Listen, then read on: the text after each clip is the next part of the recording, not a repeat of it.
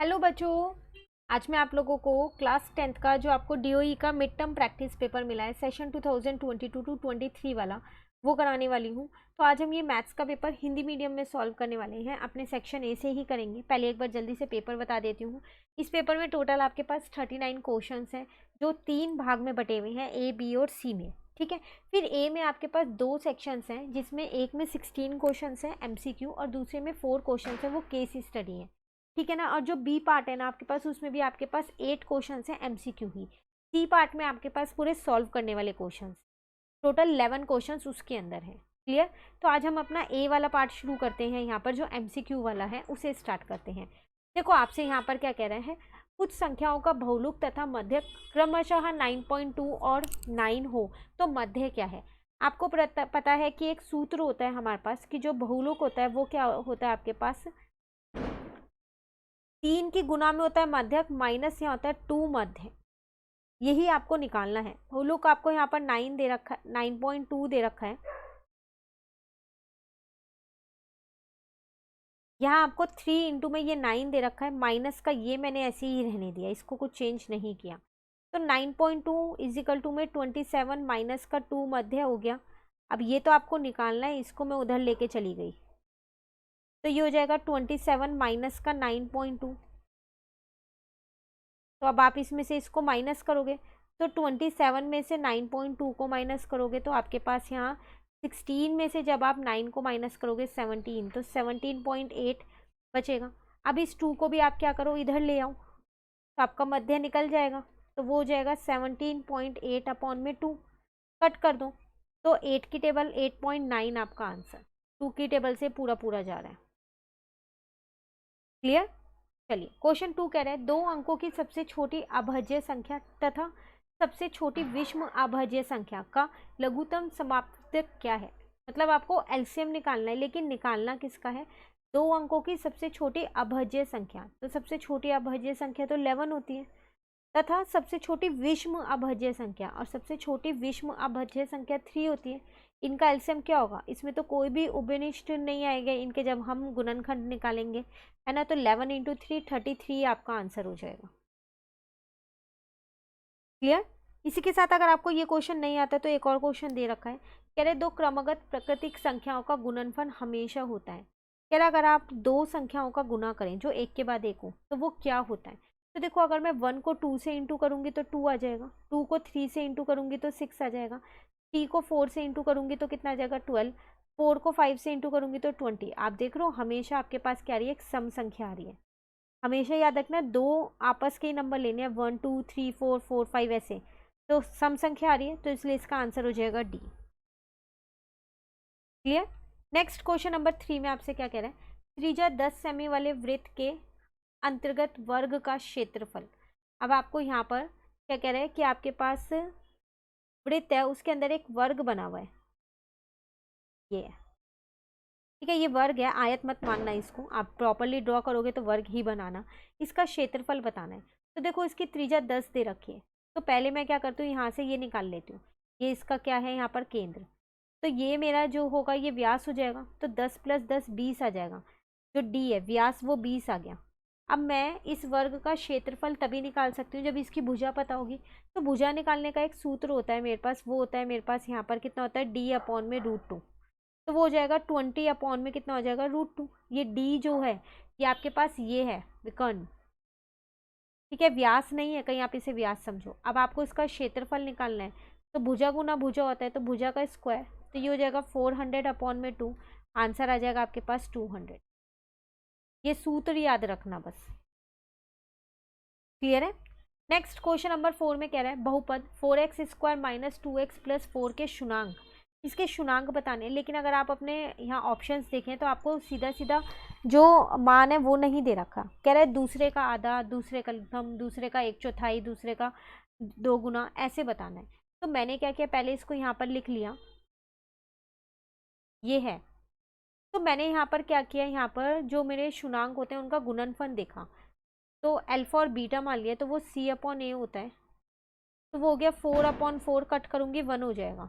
तो मैंने यहाँ से अल्फा देखा तो वो 1/बीटा आ रहा है, मतलब एक जो है वो दूसरे का उल्टा है।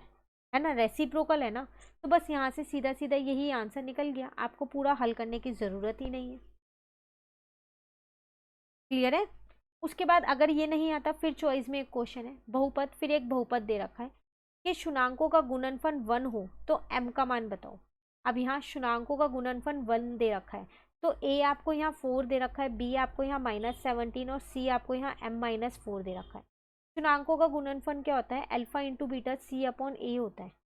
ठीक है, तो ये तो 1 ही दे रखा है, c का मान m-4 है, a का मान 4 है, इस 4 को उधर ले गई, लो m का मान कितना आ गया, 8 आ गया। क्लियर। नेक्स्ट क्वेश्चन 5 में कह रहा है निम्न में से कौन सा चित्र संरेखीय बिंदुओं को दर्शाता है, मतलब जो एक ही रेखा पे बनी हुई है। तो देख के पता चल रहा है यही वाला एक ऑप्शन है जो सही है, क्यों, बाकी एक रेखा पे नहीं है। ये देखो,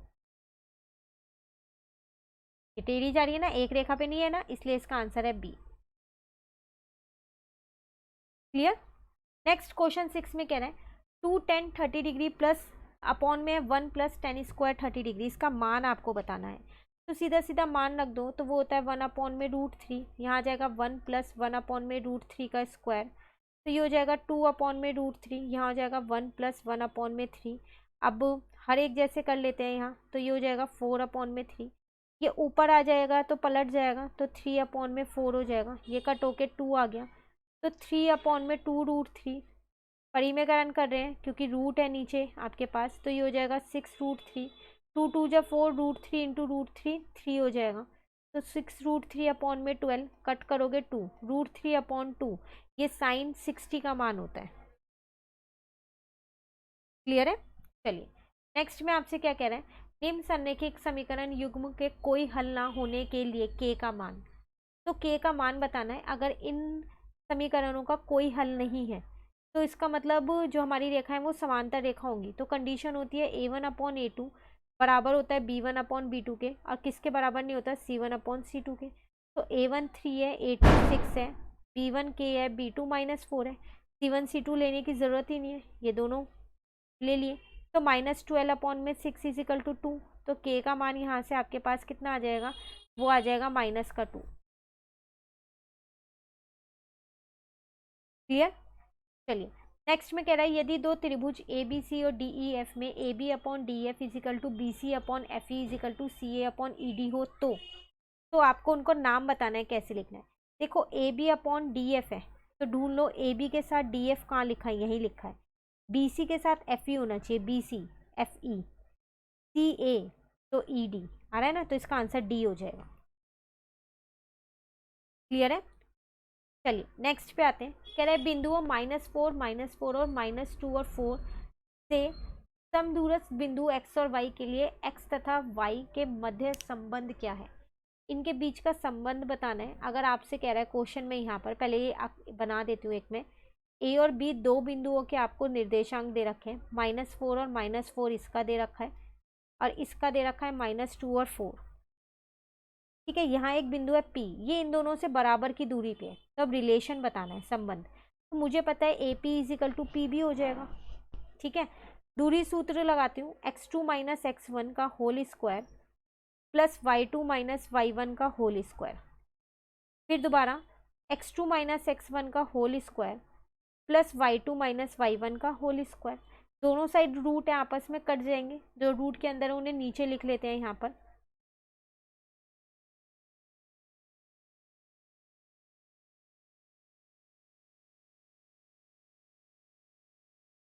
ठीक है ना, ये स्क्वायर यहाँ है, सर्व समीकरण लगा रही हूँ, a² प्लस का b² प्लस का 2ab, फिर दोबारा a² प्लस का b² प्लस का 2ab, यहाँ पर भी a - b का होल स्क्वायर लगा रही हूँ, a² प्लस का b² माइनस का 2ab, लेकिन ये -2 है इसलिए प्लस हो जाएगा यहाँ। फिर यहाँ पर a² प्लस का b² माइनस का 2ab, जो कट हो रहा है कट करो। ठीक है, बचा क्या, 16 प्लस का 8x प्लस का 8y, 4 प्लस का 4x माइनस का 8y। ये 4 उधर जाएगा तो माइनस का हो जाएगा, 16 में से 4 जाएगा 12, 4x उधर जाएगा तो माइनस का हो जाएगा, 8x में से 4x जाएगा तो प्लस का 4x, 8y उधर जाएगा तो प्लस का हो जाएगा, 8y प्लस 8y 16y। ठीक है, यहाँ से 4 को बेनिस्ट किया तो 3 प्लस का x प्लस का 4y इज इक्वल टू 0, तो 4 उधर गया तो 0 बन जाएगा, तो x प्लस का 4y प्लस का 3 इज इक्वल टू 0। चेक करो ऑप्शन में है x प्लस का 4y प्लस का 3 इज इक्वल टू 0, तो यही आपका आंसर आ रहा था। क्लियर है, तो ये आपका आंसर। तो क्वेश्चन नंबर 9 कंप्लीट। फिर एक और क्वेश्चन है, कह रहा है इफ द पॉइंट S और, यहाँ कह रहा है यदि बिंदु S और H केंद्र O वाले वृत्त पर स्थित है। आपके पास एक वृत्त है, यहाँ है O, ये 2 और 3 है, S और H इस पे है, तो x का मान बताना है। तो मैंने S और x यहीं पर ही मान लिए अपने, आप चाहो तो अलग अलग मान के भी कर सकते हो, वो भी अभी मैं आपको बताऊंगी। x का मान, तो मध्य बिंदु वाला सूत्र लगा देते हैं, तो वो होता है x इज इक्वल्स टू में x1 प्लस x2 अपॉन 2, तो x2 दे रखा है तो 4 प्लस x अपॉन 2, ये उधर जाएगा तो 4, तो x का मान आ गया 0। पर हर बार ज़रूरी नहीं है सही आ जाए, तो आप इसको ऐसे भी चेक कर सकते हो अलग अलग लेके, S और H यहाँ ले लो, O यहाँ। अब आपको पता है जितना SO है उतना ही OH होगा, क्यों? क्योंकि ये दोनों जो है वो त्रिज्या है आपके वृत्त की, तो इससे भी आप चेक करो और अपना x का मान निकाल सकते हो। तो हमेशा सीधा मत लेना जब तक क्वेश्चन में ना कहे, दोनों से निकाल के देखना। क्लियर है? चलिए नेक्स्ट, निम्न में से कौन सा द्विघात बहुपद का ग्राफ नहीं है? तो जिसके 2 हल नहीं है वो नहीं होगा, देख के पता चल रहा है इसके 3 हल है, बाकी सबके 2-2 हैं, इसका एक ही है, लेकिन क्या पता दोनों एक जैसे हल हो, इसलिए एक पे टच है, तो इसलिए इसका आंसर सी हो गया। क्लियर? चलिए क्वेश्चन नंबर 11 पे आते हैं। कह रहा है यदि tan 3x माइनस 15 डिग्री √3 के बराबर है तो x का मान बताओ। आसान है ये वाला क्वेश्चन भी, ये आपको दे रखा है √3 है, तो √3 कब होता है आपके पास? 60 पे होता है, 10 60 तो का तो मान होता है, 10 से 10 काट दो, तो 3x माइनस का 15 is equal to 60, 3x is equal to 75, x आपके पास कितना आ जाएगा? 25। क्लियर? इसी के साथ एक और क्वेश्चन है, ट्रिगो का ही आपके पास, त्रिकोणमिति का, अगर ये नहीं आता नीचे वाला कर लेना। दिया है साइन p 1/2 कॉस r 0, तो r माइनस p बताओ। ये भी आसान है, साइन p 1/2, तो 1/2 साइन 30 पे होता है, ठीक है ना, साइन से साइन कट गया, p आ गया 30 p का मान। कॉस r आपको दे रखा है 0, तो वो कॉस 90 पे होता है, कॉस से कॉस कट गया, r आ गया आपके पास 90। आपको क्या चाहिए? r minus P, 90 minus 30, answer आ गया 60। क्लियर? तो ये आंसर है 60। चलिए 12 पे आ गए। त्रिज्या r तथा कोण वाले त्रिज्याखंड का परिमाप, त्रिज्याखंड का परिमाप बताना है, ऐसा कुछ होता है ना त्रिज्याखंड, ये r तो दे रखा है, ये वाला अगर मैं निकाल लूँ तो आ जाएगा। इसका सूत्र होता है θ/360 और इंटू में होता है 2πr। तो थीटा आपको यहाँ पर अगर हम देखें तो कोण, अच्छा यहाँ दे नहीं रखा, देखो इंग्लिश मीडियम वाले में 60 दे रखा है, तो 60 ही लेना आप, पाई को ऐसे ही रहने देना। ये इससे कट गया 3, ये 360 है, 0 से 0 कट गया, ये इससे कटा 6, इसको इससे काटा 3, तो πr अपॉन में 3 आ गया। ये अब परिमाप में तीनों को प्लस कर दूंगी तो आ जाएगा, तो πr अपॉन में 3 प्लस r, तो πr अपॉन में 3 प्लस का 2r, तो r उबेनिष्ट कर लिया तो पाई अपॉन में 3 और यहाँ पर प्लस का 2 हो जाएगा, ठीक है। इसके नीचे 1 कर दिया तो पाई प्लस 6 अपॉन में 3, पर अगर आप देखें ना तो ये कोई भी ऑप्शन से मैच नहीं कर रहा है, आपका नहीं हो रहा ना। तो अब हम क्या करें, जब यहाँ पर हमारे पास ऑप्शन में मैच नहीं हो रहा है, तो ऐसा करते हैं, पहले तो इस 3 को बाहर लिख लेते हैं, अब पाई प्लस 6 बचा। अब मैंने क्या किया, देखो यहाँ पर इधर भी 2 से गुना कर दिया और इधर भी, तो ये हो गया 2r और नीचे आ गया 6, इस 6 को अंदर ले गई मैं, तो ये हो गया पाई अपॉन 6 और इस 6 के नीचे ले जाऊंगी तो 1 बन जाएगा। अब मैच हो रहा है, ये वाला है, हो रहा है ना मैच। तो कई बार मैच नहीं होता, आपको खुद से बनाना पड़ेगा। क्लियर है? चलिए क्वेश्चन 13 पे आते हैं। कह रहे दो संख्याओं का HCF तथा उनका LCM उनके HCF का 6 गुना है। कह रहे दो संख्याएं हैं, उसमें उसका जो LCM है ना वो उसके HCF के 6 गुना है, और HCF तथा LCM का योग भी दे रखा है 189, और एक संख्या दे रखी है 54, तो दूसरी आपको निकालनी है। तो इस क्वेश्चन को यहाँ करते हैं। तो अगर मैं अपना HCF को x मानूँ तो मेरा LCM इसका 6 गुना है, तो वो 6x हो जाएगा।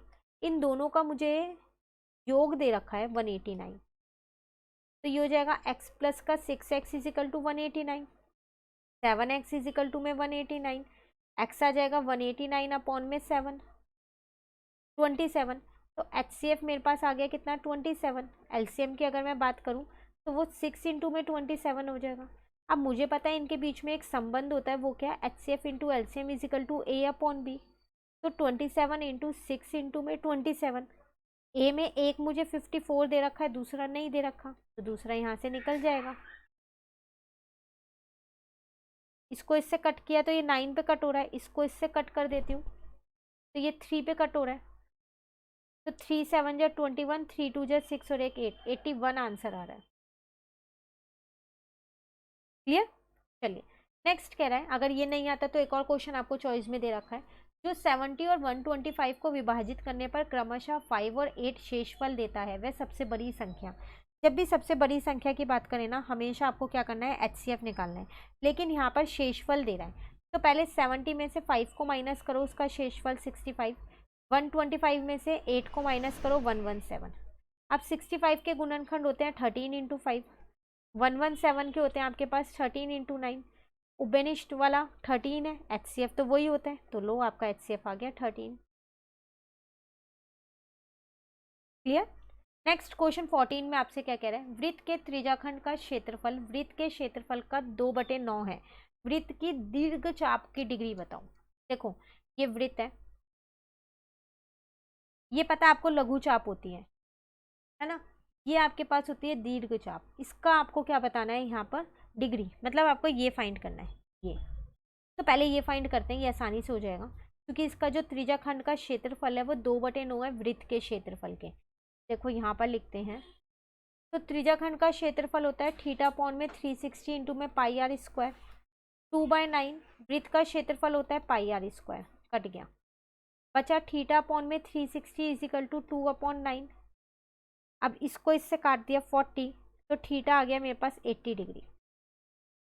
ठीक है, ये वाला जो थीटा आया ना वो ये अंदर वाला आया, अगर 360 से माइनस कर दूंगी तो दीर्घ वाले का आ जाएगा। तो बस 360 में से हमें किसको माइनस करना था, 80 को माइनस करना था ना। ठीक है, तो ऑप्शन में देख लेते हैं पहले, हमारे पास ऑप्शन में मैच हो रहा है यहाँ पर, तो हमारे पास आ जाएगा यहाँ पर 280 मैच हो रहा है। क्लियर? नेक्स्ट क्वेश्चन नंबर 15 है, यदि त्रिभुज CAM जो है वो आपके पास यहाँ पर सिमिलर है ये, ठीक है, त्रिभुज SOB के और AB दे रखा है, C का मान निकालना है। तो दो त्रिभुज अगर मैं यहाँ पर बना लूँ पहले, तो एक बन गया मेरा CAM, दूसरा बन गया मेरा SOB। तो A मुझे 39 दे रखा है, B मुझे 97 दे रखा है, बिल्कुल ध्यान से लिखना। तो जितना B है उतना M होगा, है ना, एक जैसे है ना दोनों त्रिभुज। अब A और M पता चल गया तो C तो निकाल ही लोगे, कैसे, पहले A और M को प्लस कर दूं, 39 और 97 को, ठीक है, तो ये आपके पास कितना आ जाएगा 136। बस अब 180 में से 136 को माइनस कर दो, तो 44 डिग्री आपका आंसर सी। क्लियर? नेक्स्ट एक लास्ट क्वेश्चन है गया, फिर हमारा ये वाला सेक्शन पूरा कंप्लीट हो जाएगा। तो इसमें आपसे क्या कह रहा है, समांतर रेखाओं के लिए कौन सी स्थिति सत्य है। समांतर रेखाएं आपको बतानी है यहाँ पर। अभी हम ऊपर एक क्वेश्चन करके आए थे, उसमें हमने देखा था A1/A2 जो है वो B1/B2 के इक्वल होता है और C1/C2 के इक्वल नहीं होता। तो ये जी आपके पास वो स्थिति। क्लियर? कंप्लीट हमारा एक सेक्शन, बाकी के जो है हम अपनी नेक्स्ट क्लास में करेंगे। इन 16 क्वेश्चंस में कहीं पर भी डाउट हो तो कमेंट करके पूछ लेना। Thank you.